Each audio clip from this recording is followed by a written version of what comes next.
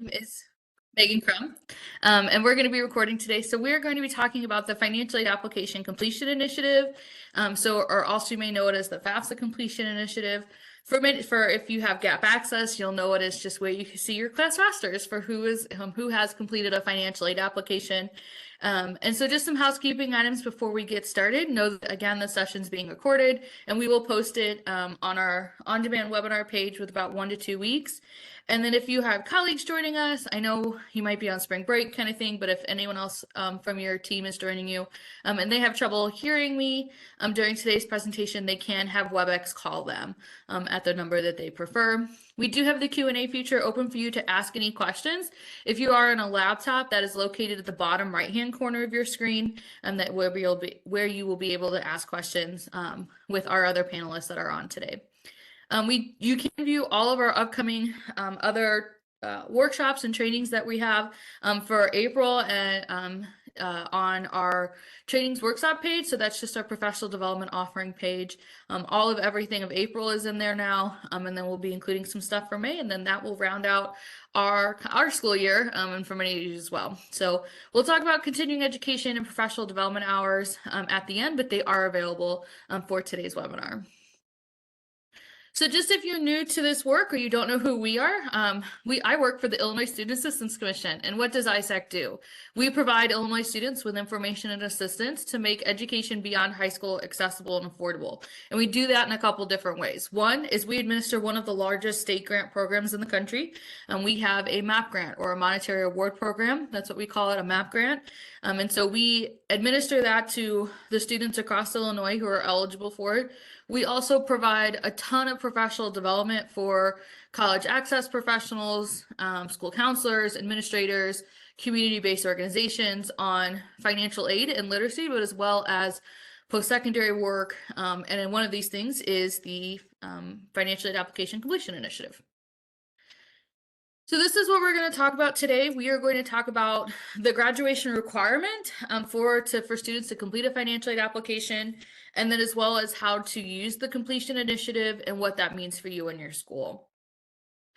So we're going to dive into about our graduation requirement. But it's important to know that we are not the only state that has this. Now, each state has their own policies and procedures around how they do FAFSA completion. And so often it's known as the Universal FAFSA Completion Policy. We are one of 12 states. We used to be one of 13. Louisiana, being the very first state that did this, actually recently rescinded their process to require students to complete a FAFSA for graduation. Now, each state, as I mentioned, has their own policies and procedures on how they do this. All of our policies and procedures are similar in each other in terms of, like, we often have an opt-out option. It's either completing a FAFSA, right, or our state aid application. Sometimes it's administered through the LEAs in the area, or it's through the school boards, those kinds of things. It depends on the state. But each state sets their own criteria, but a lot of us, in terms of state-wise, have similar processes. Now, ours went back into effect during 2021, so right at the height of the pandemic. And so we were the only state for the 21-22 FAFSA cycle back then to have an increase in completion rates. But it's important to know, prior to our completion policy, is that we were sitting at about the 60% range of Illinois students completing a FAFSA. Okay, so we were above the national average in general. But now we've jumped about 10 percentage points. So we sit at usually about the 70% now in terms of completion in the assistance with the completion policy. So what is our requirement here in Illinois? So if you're new to this work, maybe you've heard of this and you're like, okay, what do I have to do? What do my students have to do? So we meaning the state of Illinois, require all public high school seniors. So this does not apply to private schools, but all public high schools in the state of Illinois, their senior students are required to complete a financial aid application as a prerequisite to receiving a high school diploma. So they do this in one of three ways. They either complete a FAFSA, or they complete an application for state financial aid, which is our version is the alternative application for Illinois financial aid. And then, or a student or their parent is allowed to complete a non-participation form, which also you may know it as the waiver. So they have to do one of those things, okay? And so with this, though, what does that mean for you all at your schools? You as a school and a district have to provide support or assistance for each of your students to comply with the graduation requirements. So you have to offer something, right? Like to help them through this, whether it be during the school day, after hours, but you have to provide some sort of support or assistance for your students to complete it. Now, this is not the completion policy in our graduation requirement is not intended to keep students from graduating, right? That is not the overall goal. The goal is to get students to understand what are their post-secondary options and that they have some. Especially for myself, I was a first generation college student, and so I didn't know about a FAFSA until someone told me I had to complete it, right? And so those kinds of things that you may have those students that have totally are unaware or have, sworn certain things off because they don't think that they can do them, but know that there is support for them to help them through this process. Now, if there is a case in which you have a student, which I'm sure, and or a parent that has that cannot submit or does not want to submit a financial aid application or the waiver, your principal at each of your high schools can attest using the good faith effort form. And I'm going to talk about what that looks like online now. And it's used to say, yes, as a high school, we have made a good faith effort to support our students through this process. And you can list out the things that you have done in assistance or support to your students. So the waiver is there to help students or families who choose not to complete a financial aid application. And so what this does, though, is that they're certifying that the student is understanding that they are choosing not to complete a financial aid application. So whether it could be if they're going into the military, this is a very common reason. It could be that they want to go into the workforce first. Great. But there are those cases in which just maybe a family refuses because they know that they're not going to receive any of the free money from the FAFSA. So they say, you know what, we're not going to do it. We don't have to do it. So we're going to complete the waiver. Now, it's important to note that the waiver does become available at the same time as the FAFSA or alternative application for Illinois financial aid. We do not release it early, okay? So we are the ones that house the form itself, and we'll talk about what that looks like on line, but we release that at the same time as the FAFSA and the alternative application. And so the student does complete the form online via ISAC student portal. So this is the screenshot at the bottom of your screen that you see of where it is on the student portal, what the box looks like. It just says FAFSA non-participation form, submit here. And so they're going to complete the form, and it can be found under on ISAC student portal under the program applications and status checks. They just have to scroll a little bit, but it is down there, and that's what it looks like. So the student is required to have an ISAC student portal account. That's a key piece there because we use that information to then match and gap access for you. So what's going to happen now, so say you have a student that is going to complete the waiver. They will enter, I'm going to show you what it looks like, but they will enter their information, and then we use that information then to match it into gap access for your class rosters, for your seniors, to then show which student has completed an opt-out form. Okay, so we will do that matching, similar how we do for FAFSA data matching and for ALTAP. We will do that for the opt-out waiver, so everything is online for you. Now, it is important to remember that once a student is 18, they can complete the waiver themselves. They don't need a parent signature. They don't need parental consent at all. So if you have a student who is not 18, they can still fill it out. They'll have to have their parent information on it. But it's important to note that once a student's 18, they can complete the waiver themselves. It's important to note, though, that the waiver is not an end-all be-all. Like, it should not be presented as the only option as compliance. We've worked with some high schools that just presented at registration, and everyone should do it. And that's not what we recommend. That is not what we consider helping support students. Yes, they may submit an application later, but if you tell them at the beginning that this is their option to meet that, it may deter them from completing an application. And so it should not be the only thing offered as compliance for the graduation requirement. It is not meant to be a barrier either. Yes, you may have students or families that choose not to do an application, then that's okay. Then there's the waiver for that, but it's also for those families that, for those students, maybe they want to enter the workforce first, and maybe they'll come back to completing an application later, right? But it's not meant to stop them from graduating either, and that's where we'll talk about the good faith effort form as well. But it's not also an end to a conversation about their post-secondary options. I worked with a counselor once that if a student had come down to them and say, I need to complete the waiver, the counselor took an extra couple minutes, say, hey, okay, great, you want to complete that, but can you tell me what your plans are? You know, and in that moment, that counselor found that a lot of their students that were coming down to complete it did have some sort of a plan, that they did want to pursue school, but they didn't know how to do that. And so they had those conversations. Now, yes, there are of course those students that say I'm coming down to complete it because they're going to enroll in the military and they're all set to go, then okay, cool. But it's not meant to be an end of a conversation about a student's post-secondary option. So this is what the form looks like online. So once a student has created a student portal account and gotten logged in, this is the first page that they are going to see. So they'll be completing the 23-24 financial aid application non-participation form. So there's 3 steps to the application, and see on the left side of your screen. So the circles are highlighted at which step the student is at, and so we're on step 1 currently right now, and it just explains what is the form, why are they completing this non-participation form, as well as there's just an FAQ document that a student can click on to say, okay, you know, what is this? But, you know, why, if I'm choosing to opt out of completing a financial aid application, what does that mean, right? You'll notice on your screen is that those bolded words. So these are for an emancipated minor. If you have a student who is emancipated minor, if you don't know what that is, they are not, if they don't know what that is, they don't have it, okay? But they do have to complete a paper form, which they have to request that from the State Board of Education. So it's important that if you do have a student who is an emancipated minor, they are required to complete a paper form, but everyone else should be completing an online form.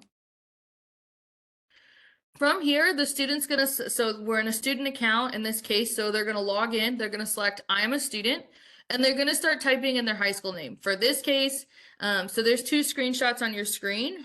So they're gonna see their school name, and then the school district will automatically be listed for them, and it's grayed out based on what they chose in the drop down menu. So like if I were to type in West Aurora, that school would pop up, they would select that. And that's how we're gonna match on Gap Access, because the student's gonna type their name in and the high school. But all of the high schools are listed in that drop down. So even if you have a student that, you know, maybe your school goes by a nickname or not its full name in the case, but we have that listed that way. So as I mentioned, the school district will be grayed out because we know that information. And then the student will enter their first name, their middle name if they have one, their last name, and if they have a suffix. We absolutely encourage to make sure that they are putting their full legal names, okay? Because what we get for the public high schools for your rosters comes from the State Board of Education. So for example, my colleague Tommy, his full name is Thomas, but he goes by Tommy, okay? What we get from ISB would be Thomas, but if he puts Tommy here, it is not going to match in Gap Access, okay? The system reads it as 2 different people, okay? So absolutely encourage your students to be putting in their full names here when they're completing the form. They will also enter their date of birth, and then from there, the parent guardian information will either be information that they will complete or they will be grayed out. So this is based on the student's birth date. So if a student is under the age of 18, their parent information will be this kind of like the white as you see on your screen, that they will be required to report their parent information. But if the birthday is listed that they are 18, the student does not need to report their parent or guardian information. So it'll be grayed out. And then in this case, for this, it would be the student. If the parent information is required, they would report the parent email. But if the parent information is not required, this last portion that you see on the screen on the bottom right here, it'll say student email instead. Now the student email or parent email is auto-populated based on the account that's logged in. So in this case, a student can edit this. So say where it says parent email and the student's email is listed, they can edit that out and put the parent email there. But similar that even if the parent information is not required, it will populate the student's email that's for that account. So once everything looks good, they're going to press continue to certification. And this is what they're going to review everything with. So now we're on step 2. So as you can see on the left side of your screen with those circles. So we are now on step 2. And so a student should just review everything, especially here in the green box at the top. If they see something they need to change, say they're like, oh man, my birthday, put my birthday wrong, something like that. It happens, right? On the right side of your screen, I know it's kind of small, but you'll see the pencil. That's the edit button that they can edit the information right then and there. And they'll be able to update it before they submit. Once from that, what's going to happen is that this is where the certification statement is saying is that they are choosing not to file an application at this time. And so what that means is that they are choosing to not do this, but also understanding that they are potentially not receiving this money from either a Pell Grant or a MAP grant here from the state. And so that's what that kind of paragraph tells that student. But in the bold section, it says, I certify that I'm the parent or legal guardian of the student listed above, or I'm the student and I am either at least 18 years of age or a legally emancipated minor. Please check here if you agree to the statement above in bold. They'll check the box yes. Once they check the box, that FAQ document is going to pop up again and say, hey, we just want you to read this one more time to make sure you understand what you're doing. They can close that out once they've read it. And then the submitter's name will be already listed here in that grayed out box that you see based on the account that's logged in. So again, the students, and then once they feel good about everything, they're going to sign and complete the form. From there, a student does have the option to download the form. That's that red box you see in the screenshot down there. They also will receive a confirmation email from ISAC of their submission. And it's a pretty generic email, okay? It's nothing too crazy. But the example I've seen is just that, we have received your submission for, of the 23-24 FAFSA participation form. You were all set, right? We will match that in gap access on our systems for your high school. So what the student will see is that, yay, they've completed the form, but now we're in that step 3 process based on those circles. And it's going to say the non-participation form submitted through ISAC student portal will be matched or reported to schools through our gap access form. So we're going to ISAC will take those completed forms, match them on the back end for your class rosters, and then report that in gap access for you so you know which students have completed it as well. Now, in this case, a student does have the option once they've submitted it once, say we're going to use Tommy for the example, say he puts Tommy, but your class roster says Thomas, and he's told you, yeah, Mrs. Smith, I've submitted that form, you told me to, we did it together, right? Like, I don't know why it's not showing up. So what will happen is that the student can log in to their student portal account and manage their submission for their the non-participation form that they completed. And so they can edit the submission. So say in this case, what's going to happen is that the student sees, oh, I put Tommy instead of Thomas. They'll change their name to Thomas, resubmit it, say, yep, all is good. And then from there, it will match on the back of gap access as long as, the birthday's correct and still the high school's the same, right?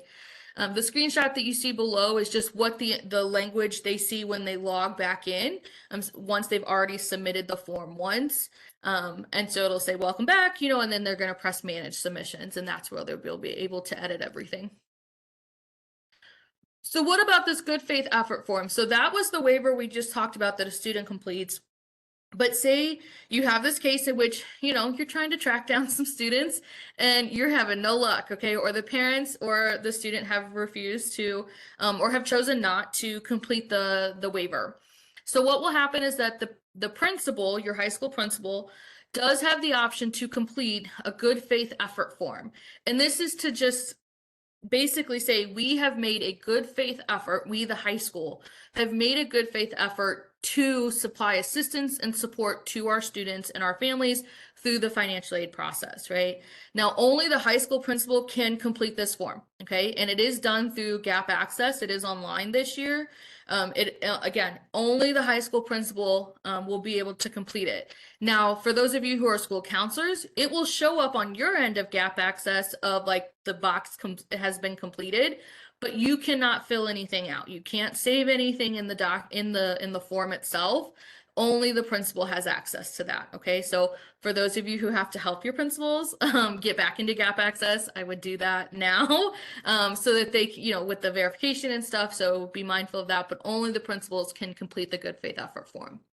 So what does this look like on Gap Access? So once you're in Gap Access, the screenshot that you see in the back in the green is how it lands in the layout. So you'll still see the select option, for adding or deleting students, the opt-out waiver, the paper waiver completed. So you'll see that blue box check there for that one student, but then you'll see the good faith effort form. And so on the principal side, they will be able to click that box, and then what will pop up is this blue box that you see in the front of your screen.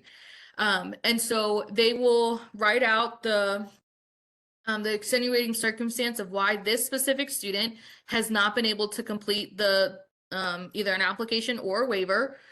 From there, the principal will type out what they have done in a good faith effort to assist this student. And then they're going to check the box saying that they are attesting that they have made a good faith effort. And then they're going to enter, it says the name of person completing the good faith effort. They would enter the principal, their name. And then once they feel good about that, then they're going to press save. And then that box will be checked. So as you can, I know, again, it's kind of small, but in that red box that you see, some of those boxes are already grayed out. And so for the good faith effort form, that meaning it has been completed by that principal for that student. So those are all of the things that in terms of our completion, our graduation requirement, what can be done to help students. So how do we transfer this into the completion initiative, right? So how does all of this kind of match in on the back end? So we have the financial aid application completion initiative to support schools to do the following things. We have it to track students who have completed a financial aid application or a non-participation form, okay? It can be used to identify students who have not yet completed a financial aid application or a non-participation form. But it also can identify students that will need assistance or needs assistance with their financial aid application. So this is really specific to if you've been in Gap Access before. If you see that student that says FAFSA filed but no SAI was generated, that tells me that something is, something needs to be corrected on the student's FAFSA. Or their alternative app. And so they need to get logged back in. That's what that specific example tells me. Yes, that they completed a form, but something's happened that needs a correction, right? But that tells you as well that they need assistance with potentially making the correction as well. So how does this work in the data matching world? And so what ISAC does is that we receive your high school class rosters, so public high schools specifically right now. We receive your class rosters from the State Board of Education. Okay, we receive that from them. Therefore, public high schools do not need to upload their class rosters. Okay, we do not need to do that. We get all of that data from the State Board of Education. Private high schools have to upload their own roster. That has stayed the same. Okay, so you still need, private high schools still have to upload their own roster. Okay. Once we have those rosters, so say for the State Board of Education, we have those rosters, right? Once we get FAFSA data, and I'm going to talk about the delay in processing here in a second. We'll say in a normal FAFSA year, what we'll use is that once we get the roster data and then we get that FAFSA or alternative app data, we're going to match it. And so we're going to say, okay, this person's name matches in the high school. This is what we have in Gap Access. We're going to match that on the back end and then report that out in Gap Access. Now, those are the FAFSAs and alternative applications are matched every day. So if a student completes a FAFSA today, right, say in a normal cycle, say with no processing delays, completes it today, and today's Tuesday, tomorrow, if everything is correct, say the student's name, their birthday, XYZ, tomorrow, if you have access to Gap Access, you will be able to go in and see that their FAFSA or alternative application was filed. So we update that every single day for you, okay, on the back end. Same for private schools. We update it as we get that data coming through. Now, externally, so that public facing piece is that we update the financial aid application completion data on our website, on ISAC's website, so the public facing side every Monday. Okay, so but no, internally though, you can see which student has completed a FAFSA or an alternative app or a waiver every single day. So this is that big yellow box that you see right now in your Gap Access. So if you have not recently logged into Gap Access, I would encourage you to do so. Just make sure all your two-factor authentication works out, kind of thing. Make sure everything's set to go for you. But because the FAFSA was delayed in launching this year, and the department right now is in the midst of processing the millions of FAFSAs that they have, that we are still, we're getting that ISER data, the FAFSA data itself, but we are working on some testing. Okay, so this is what's happening right now. I know it says mid-March that we're going to start moving through. We will make an announcement through ISAC's e-messaging once the functionality on Gap Access of your class rosters is ready to go. Okay, so we will make that announcement so you all can log in and see your rosters and what's been completed by each student. But that is what you see right now in Gap Access, is that yellow box letting you know that we're still we're waiting on the data and that we're going to start matching once we have it. So what is available to you once everything's loaded and you can get in and all those fun things? So it's a list of your high school class, that current class year. So for the class of 24 will be loaded in there. That aggregate data of the entire student body, just the number of students, the number of MAP eligible students, the number of Pell eligible students, and then what the student aid index, or it's also, it as an EFC, expected family contribution. The new name is SAI, the ranges for your students as well.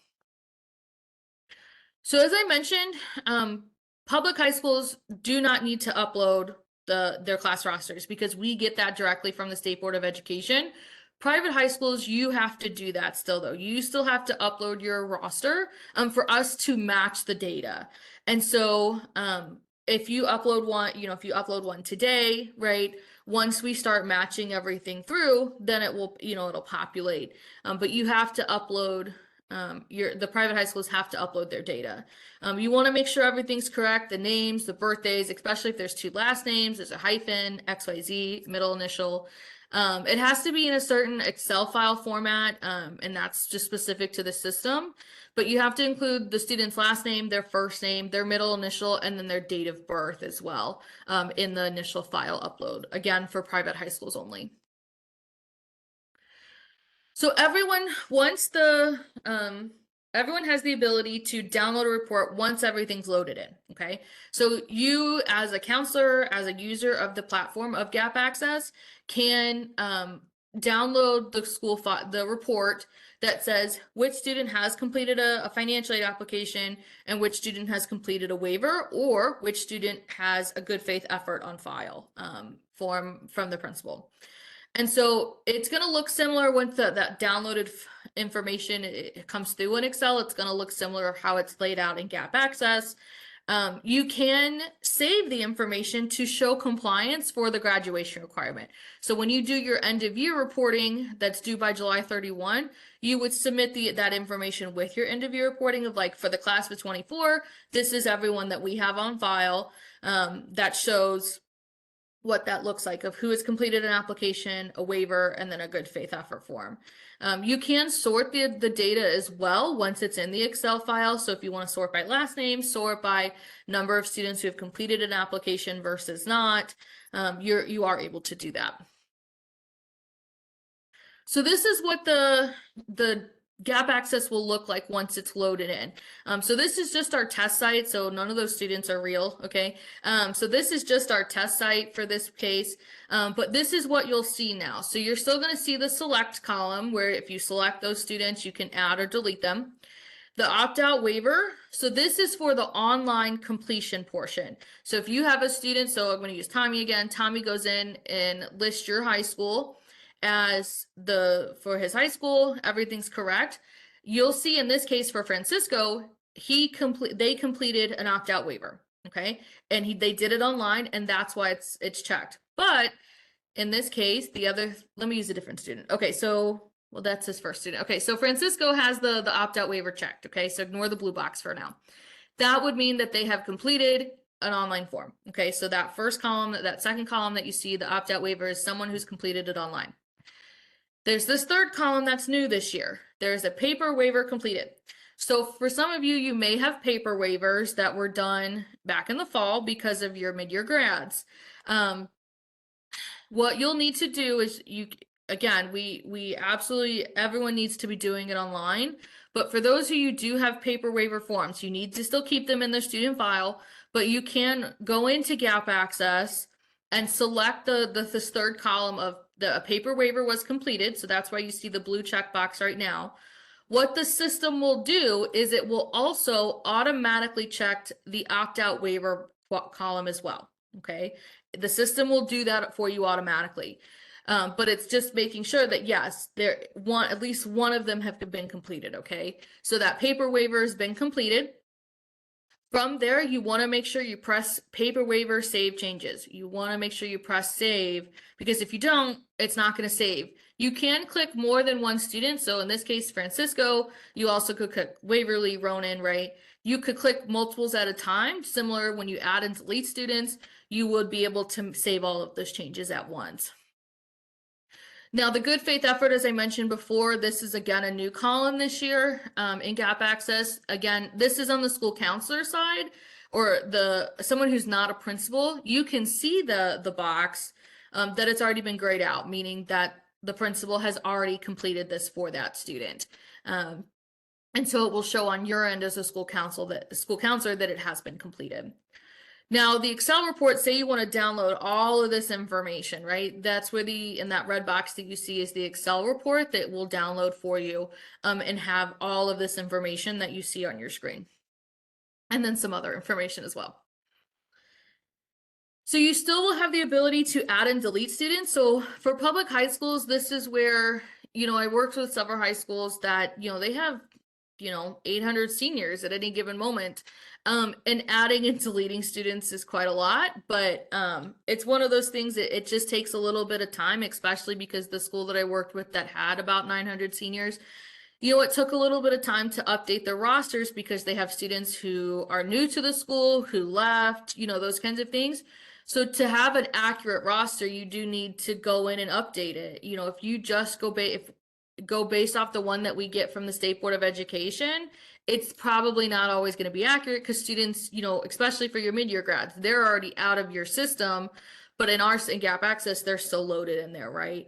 But in this case, if you do need to add or delete a student or edit the information, for in this case, an add a student, you would press the add button and then fill out their information. Now, the FAFSA data is not going to automatically populate as soon as you press save. You got to give it a day, okay? And then say you do that today, hypothetically, and then tomorrow you would be able to log in and see, again, in a normal FAFSA year, you would be able to see if a student completed a financial aid application or waiver or the opt-out form. So there are definitely some common troubleshooting things in there. This biggest question of why isn't an application or waiver not showing as completed? It could have been one when the timing. So if a student, just as I mentioned, if you added a student today, it's not going to populate right then and there. It's got to give the system a day to match the information.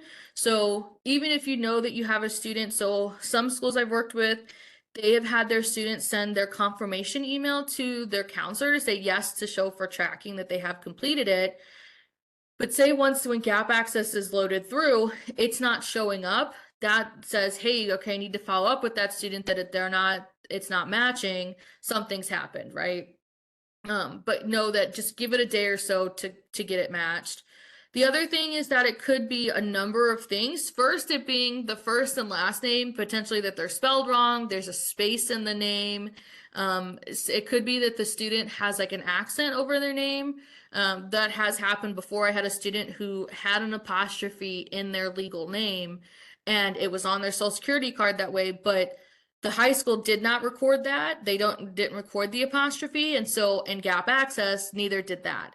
So we had to go in and change that and then it matched, right? The student could have completed the wrong application year. We are matching for the 24-25 FAFSA. We're not matching for last year. I mean, that stuff's been already done, but it could have been the student is completing the wrong application year. We want to make sure that they are completing the right year's form. They could have entered their middle initial. I know that seems kind of small, but sometimes it does work that if a student enters their middle initial on a FAFSA or an ALTAP and it's not on Gap Access, that could change it as well. If they have a suffix, I have seen that. I had a student, he did have a junior in his last name on FAFSA, but not in Gap Access. So that had to be added in. A hyphenated name is very common, as well as a space in the middle, a space in the last name. You know, sometimes reading social security cards are not fun, but they, you know, they didn't realize that they had two last names or the hyphen was there. I had a friend that she does have two last names and she only used one of the last names. She didn't use both on her, like her documents, even though her social security card says that she has two last names. So again, if there's that hyphenated name, it could have been the wrong birthday as well. It happens, especially since here in the States, we use month, day, year. In other places, you just day, month, year. Students get it gets tripped up sometimes. It happens. It's a simple fix to go in and change. And they could have entered a different high school, especially if you have a student who is new to your school now, hypothetically. You know, they're a late entry, but in the fall they were somewhere else, and say back in January they completed the form and they entered their previous high school. They're not going to show up in your system. Like that's not how they're not going to do it. We are matching with what the information is. So then in that case that they would actually need to log back into their FAFSA or alternative app and report the correct high school and then let it rematch at that point in Gap Access. So to sign up, if you haven't already, say you're not participating in Gap Access at all, your principal does have to sign the school up to participate, whether that's a public school or a private high school. Your principal has to sign up and agree to the completion initiative, the policies and procedures. From there, once the principal has their account set up, is that then they designate privileges to users. So often we see that with school counselors. We see it to say a registrar because of the state scholar uploads. But know that the principal is the primary account holder, and so then they have to administer the privileges to those folks who need it. If you have questions about Gap Access, you can refer them. You can reach out to school services, the department that handles Gap Access. We of course are here to help you as well, but anything super specific in terms of like things on Gap Access, we would refer you out to school services, and that's their email that you see on your screen. So we do have something called the Recognition of Excellence Awards. This is what we promote for high schools who have who have earned a certain level of completion rates for their students and their families. And we want to recognize their efforts that they have done to have, say, a higher completion rate than before. And it is based on the completion rates that we have that have matched, right? And so if you have several students that are not matching, you know, go back to that troubleshooting case, but we do this based on the data that was provided to us. So again, that ISB roster data for public high schools, and then for private high schools, that class upload. So for if you just leave that data, especially for public high schools as is, and you don't ever go in and edit it, and you know that there are students that are no longer at your school, that's going to lower your completion rate because it's not matching that student for you. They've entered in a different high school, those kinds of things. So we calculate the percentage of financial aid applications completed based on those rosters that we have. So what this means is what this looks like displayed publicly is that this is our metrics page that we have, that this is the public facing view that's updated every Monday, and a little ribbon in metal is added next to the school's name to say, oh, they have this this recognition. So we have platinum, gold, silver, and bronze. So based on that, that is what you'll see. But in addition to this, on this metrics page now is that you'll see, yes, if you go out there publicly and look at it, you will see the completion rate of, like, yes, say there's 60% of FAFSAs filed, but in addition now you're going to start seeing the number of waivers filed to help get you to that 100%, because that were some questions that we've had from counselors of like, well, we have of our college bound students 100% completed, right? But then we have the waivers and the gift is the the good faith effort forms, 100% of our students have completed what they're meant to. But on the public facing view, it only shows that we have 60% of FAFSAs completed, right? But so this is a way for schools to to see kind of just friendly competition, you know, to get there. But some schools really have taken it, and like they enjoy getting their banners every year of like, hey, we really made it a point to focus on our completion rates. So as we wrap up here, I want to share we do have the First Generation Scholars Network. This is for your students to join. It is free, and it's for them to connect. So your first generation students to connect with other first gen students, and just gain some additional support as they transition from high school into college. I know I wish I'd had somebody just to kind of help me explain all of this lingo that I was hearing for the first time. You know, I had a great admissions counselor, but it would have been someone, you know, nice my age or similar in my age to help me explain all of these things that are happening. And so your students can join us in the network for free. We at ISAC have put together a communications toolkit. So the other kind of big thing right now is that your students can't make corrections to their FAFSAs right now, or the alternative apps. And so the department did release this morning that students will be able to start making corrections in the beginning of April. So this is a nice way to say, you know, to reach out to say, hey, using the toolkit, it's, you know, make sure you go in and correct your FAFSA if you need it. You know, if you're going to host another financial aid application workshop, you can use these that we've created, right? You can download them, put in your own dates and times, similar how you see here on the screen. This is just a screenshot of a sample flyer for, you know, say when you host one that you can hang up, send it out in a mass email kind of thing, and whatnot. So we have that developed for you. So some other things to talk about, our annual PACE Symposium registration is now open for our symposium. So we're going to be at the iHotel and Conference Center in Champaign on April 16th. And then we're going to be at the Elgin Community College in Elgin on May 8th. That QR code does take you to the PACE registration. So you can see more information there. And so we hope that you'll join us. Tickets are $25 each. And you're going to hear from a variety of people to talk about what they're doing with PACE. We also have our PACE half-day trainings. These registration is also, this is free for schools to attend. So this is April 11th at University of St. Francis, and then we have one on Thursday, April 18th at Shawnee Community College as well. And so that QR code that you see on your screen will take you to the registration to sign up. So whatever day works for you. This training is about implementing PACE. So for our public high schools on the call, that you are required to start doing that by next year. And so getting in this ball rolling, we're here to support you through that work.